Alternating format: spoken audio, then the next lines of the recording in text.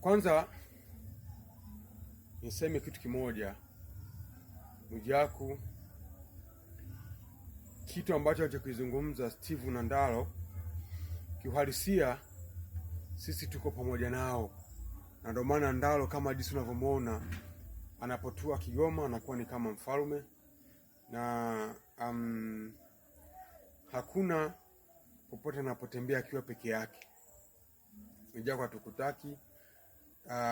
Kama una kazi zingine za kulima, basi tunaweza tukakuruhusu ukalima, kinyume na tofauti ambacho unachohitajia kugombea, tukome, tukutaki. Na uhalisia wale ukutarajia kukukataa, na sisi tunawaunga mkono, ikiwa sisi ndio mabodyguard ambao tunaweza kulinda amani ya ndugu yetu Mheshimiwa Ndaro, pia na mengine hata Steve akiwepo, sisi tuko tayari.